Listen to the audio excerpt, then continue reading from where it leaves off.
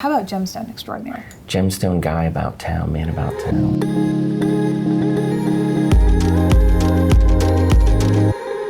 All right, guys, we are back again for another episode here on YouTube, and I am thrilled to announce that it is officially day 2 of the JTV experience, which is pretty sweet because we've had all these really wonderful guests here, and there's cool classes to take at JTV, and it's just a fun week. It's like one of my favorite weeks at JTV.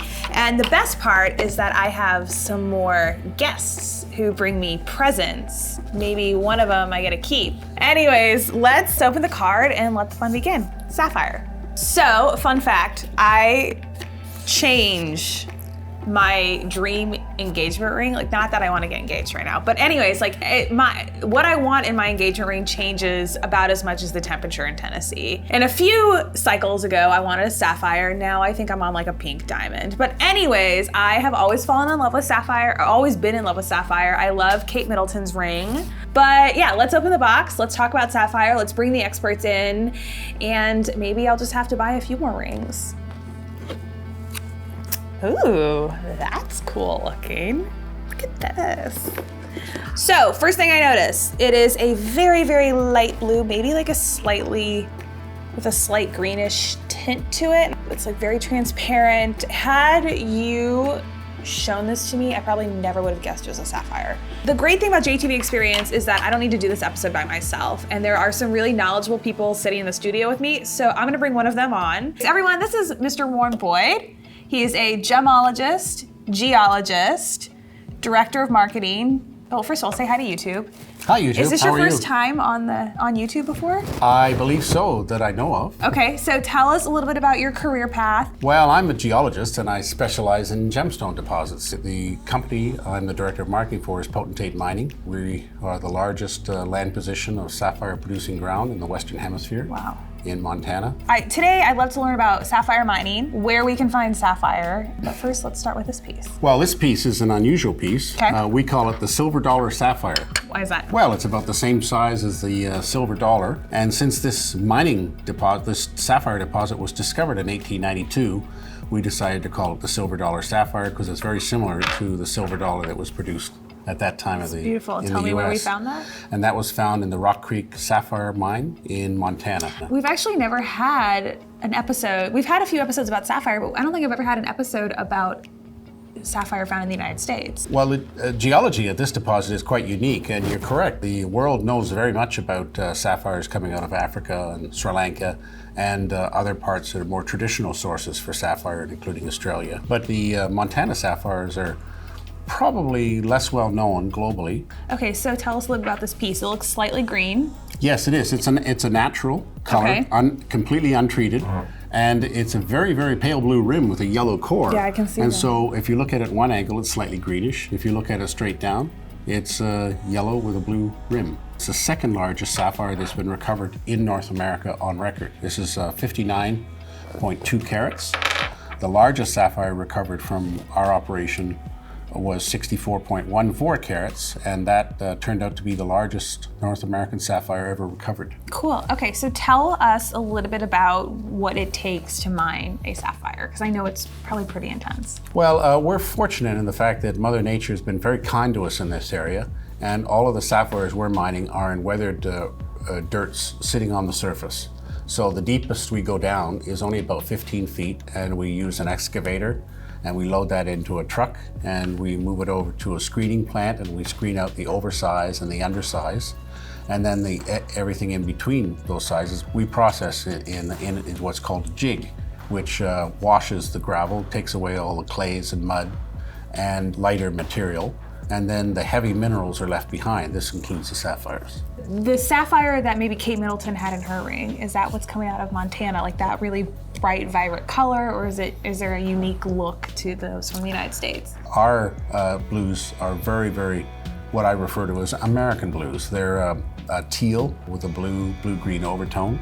In fact, our deposit at Rock Creek produces more teal-colored sapphires than any other deposit that I'm aware of in the world. And while we laid these out, I wanted to put a sample of some of the sapphires produced from this deposit in Rock Creek in Montana. Okay. Now it's interesting in the fact that the The mountain range we're mining is called the Sapphire mountain range. Oh, really? Believe it or not. Oh, cool. Yes. And if you're driving around Montana and you're following a car, you're going to see Montana, the treasure state.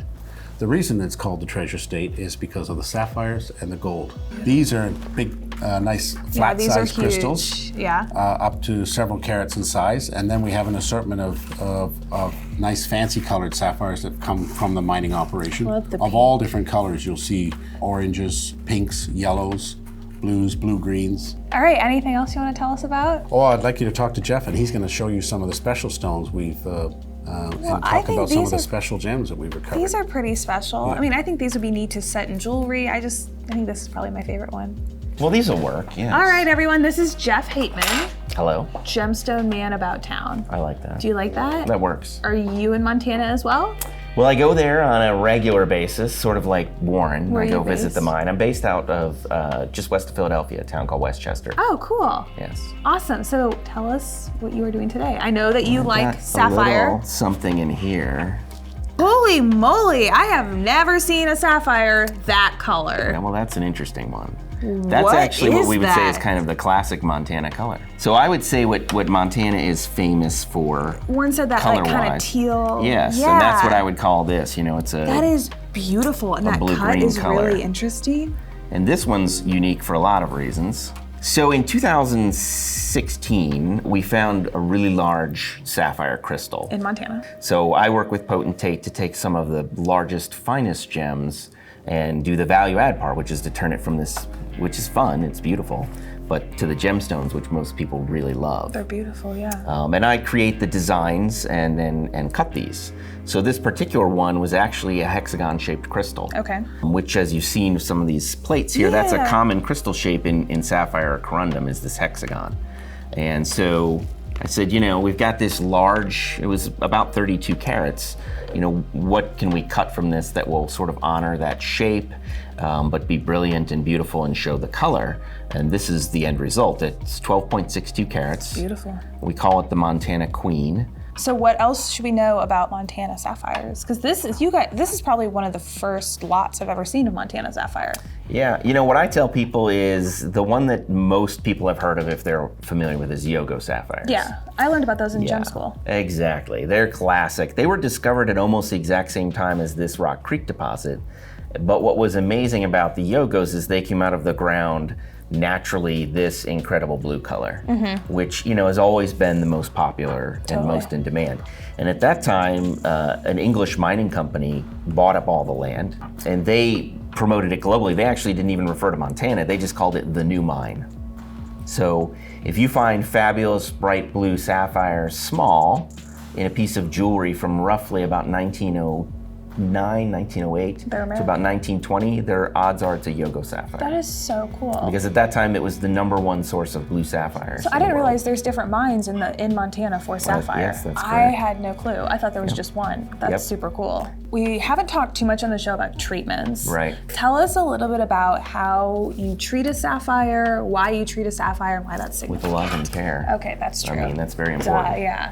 So we actually have an interesting process. It's a limited mining season. The weather at a high elevation. So we can really only mine from May through October.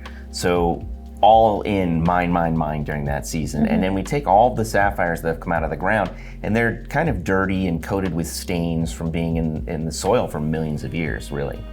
And to get it to where it needs to go to be made into a gemstone like this, we kind of have to go through a few processes. First, we clean them with acid. So these have been acid cleaned. Okay. And they look, you can start to see the colors. That's not considered a treatment, though. No, but it has to be done before we can treat them. Okay. Because we don't want any contaminants in there. We don't want garnets, we don't want barite, all these other heavy minerals that end up with the sapphires.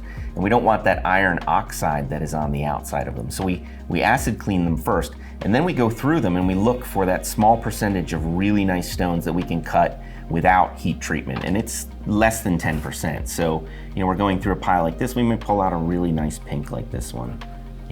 That's beautiful. It's clear, you can see through it, it doesn't need anything done to it. So what we do is after we pull out the ones we don't want to heat, then they get heat treated. And for sapphires, you wouldn't really have sapphires in abundance in the market if we didn't heat treat them. What would these look like before they're heat treated? So these are the best fancies, we call them. So Okay. the typical stones that we get out of the mine are going to be the more pale shades you see here, really light colored.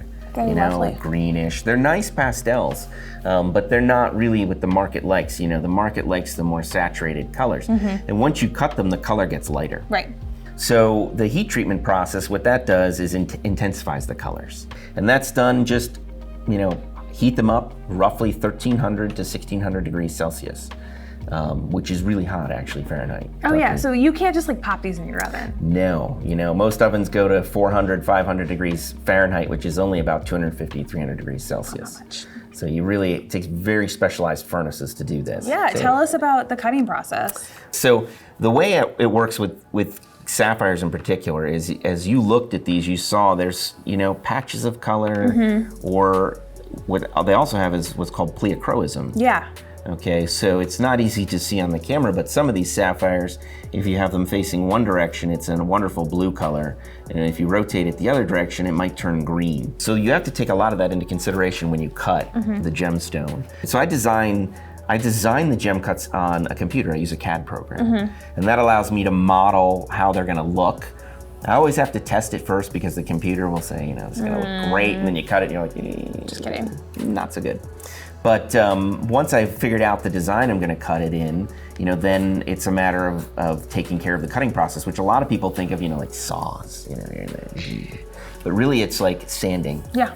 So tell people it's like sanding wood. You start with a really coarse grit. So in the case of this crystal, it was already a hexagon, and what I did is I polished a flat area on the top of the crystal, and that actually told us we had to heat that one. So that was sent off to be heated, and we all crossed our fingers because, it's one of the biggest ones we ever had. It came back wonderful. Gorgeous. And then I made this special hexagon shape to make sure it was gonna work, and test cut it in one of these to make sure it would look good. So for stones like this, what is the rough side? How many carats is the rough? High volume commercial cutting, you're typically getting, so I'm gonna go to yields, which is kind of related to what you're saying. A yield is what do I cut versus what gets ground away. Yeah. And typically on commercial cutting, you're looking at about 20%. So literally 80% of it is turned into dust. Oh. Which sounds like a lot, but when you start thinking about how you fit the perfect shape inside of here. Well, and the stuff on the outside is not great quality anyways. Exactly, you're getting around cracks and problems. Okay, it makes sense. So that's a big question for your yield. So the average stones that we're getting are generally gonna be, there's about 70% of the small ones like this. They're 1 to 3 carats. And then 3 carats is not small. Rough it is though. Oh yeah, because then 80% of that? Exactly. There's only really the top 2 to 3% that are gonna cut 1.5 carat and larger gemstones. Well, this was a fun episode. Sure. The best episodes are when I don't really have to talk, and I have experts who are so knowledgeable about the business and what's going on in the industry. So thank you to you and Warren. You guys are great. Warren, you want to come say goodbye? Just wave to the camera. Oh, wait. Actually, we're gonna do one thing really quick. I want you both to pick a stone and hold it in front of the camera and tell our audience what you want them to take a closer look at. Okay, so for me, I'm gonna choose this piece right here, and I want you all to take a look at, there's a little pink and orange. This piece I've been looking at the whole episode. So take a closer look at those colors.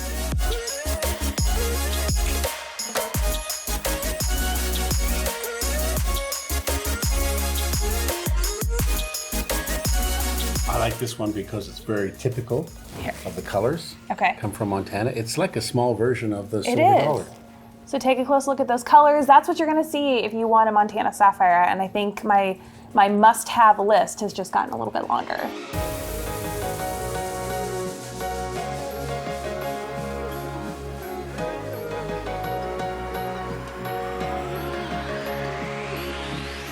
I'm actually a fan of the crystal shapes, and so I have a small collection of ones like this. And I don't know if it's easy to see. I can do it. But it's got a little triangle on the top of it. Yeah, I noticed that. And that is, sapphires are in the trigonal class of crystals, and so you'll find these little triangles on them. Sometimes they line up perfectly, so when you get one on the front and one on the back of different directions, it'll form a little Star of David. That's so cool. right, guys. Well, I hope you learned as much as I did today. A big thank you to Warren and Jeff for sharing your expertise. Yeah, thanks for having us. And actually, do you use emojis? Do you text? You text. I emoji eyes. What are your favorite emojis? Smile. Smile? Jeff, what about you? Oh, is it appropriate for YouTube? The smiling poop emoji is a great one. Okay. All right, but guys. how about, You can say, all right, so send a smiley face and the poop emoji in the comments. And for a big thank you to Jeff and Warren for coming on the show today. And don't forget to like, subscribe, and ring that bell so you don't miss out on future episodes we've got coming up. And I am going to end this episode right now, and we're going to talk about where I'm going to find my next piece of jewelry from Montana. All right, Sounds guys. great. Thank you so much again, and we'll catch you later. Bye-bye.